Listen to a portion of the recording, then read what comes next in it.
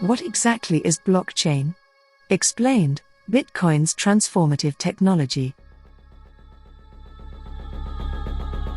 Despite what you might have learned about Bitcoin, Dogecoin, and other cryptocurrencies recently, many financial analysts believe it is the technology behind crypto that you should be paying attention to.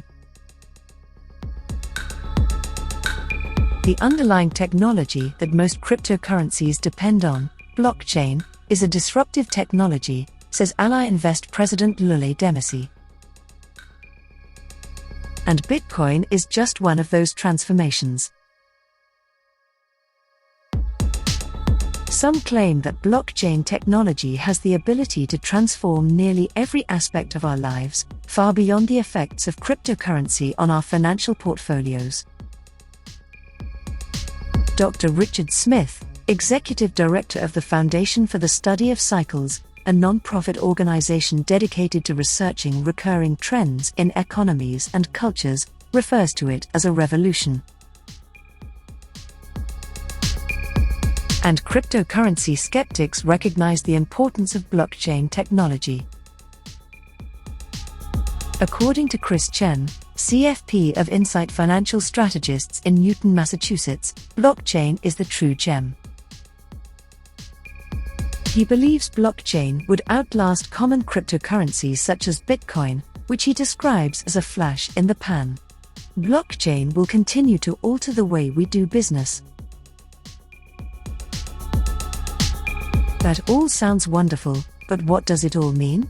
Here's everything you need to know about blockchain, as well as how a blockchain revolution could look.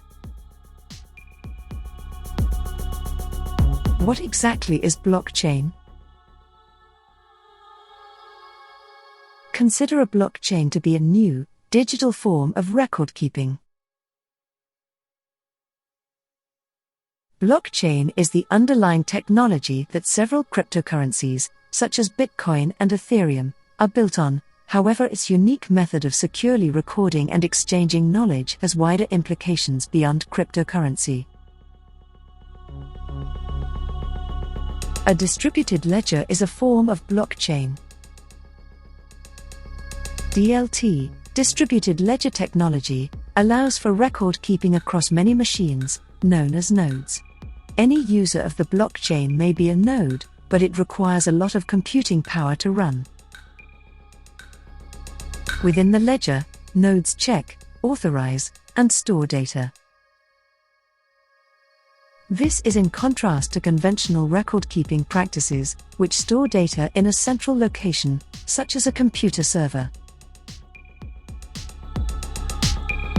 A blockchain divides data added to the ledger into blocks, or groups of data. Since each block can only carry a limited amount of data, new blocks are constantly added to the ledger, creating a chain.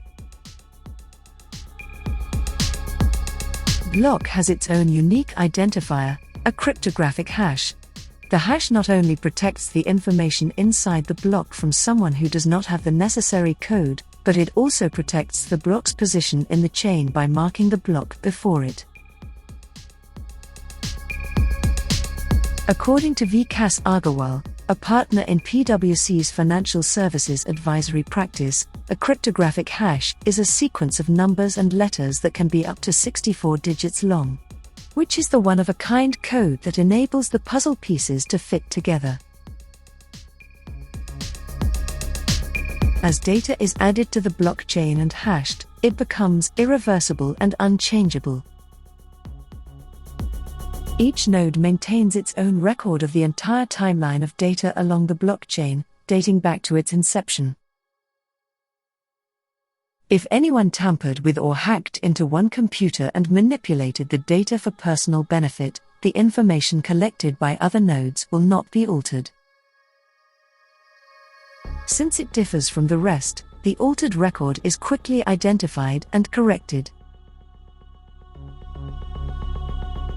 Because of the way the device operates, it's almost impossible for anyone to duplicate the computing power that happens on the back end to reverse engineer it and find out what all those hashes are, Agarwal says. How does it work? Here's how blockchain can be used to verify and record Bitcoin transactions. A customer purchases Bitcoin. Transaction data is routed through Bitcoin's decentralized network of nodes. The transaction is validated by the nodes. Following approval, the transaction is combined with others to create a block, which is then added to an ever-growing chain of transactions. The completed block is encrypted, and the transaction record is permanent on the blockchain. It cannot be deleted or changed. The blockchain of Bitcoin is public, which means that anyone who owns Bitcoin can access the transaction record. Although tracing the identity of an account can be difficult, the record indicates which accounts are transacting on the blockchain. Public blockchains also allow any user with the necessary computer power to participate as a node in approving and recording transactions onto the blockchain. However, not all blockchains are open to the public. Blockchains can be built as private ledgers, allowing the owner to restrict who can make adjustments or add to the blockchain.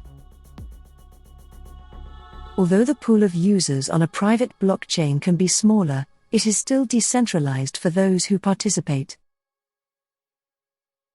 Private blockchains use the same encryption methods as public blockchains to ensure the confidentiality of any data contained inside the database. The concept of a free, decentralized permanent record of information has piqued the interest of many industries, and it may hold solutions to many of today's security problems, record-keeping procedures, and data ownership issues. A future based on blockchain. According to Agarwal, blockchain technology allows us to transfer information safely and with near-complete certainty about the validity of any piece of information we want to protect. Consider the recent news about meme subjects and celebrities who profited from their digital property by selling NFTs, non-fungible tokens. Since the underlying blockchain record is permanent, NFTs allow sellers to validate the validity of a digital asset. When you purchase an NFT, the transaction is added to the blockchain ledger, creating a verifiable record of ownership. Blockchain allows those who want to check the authenticity of a digital work to value digital art and collectibles similarly to their physical counterparts. In principle, this results in artists retaining value by collecting royalties on digital art copies made. That may seem perplexing to those of us who do not respect those things, Smith says. But what it really demonstrates is that you can have a digital economy with digital property rights, he says.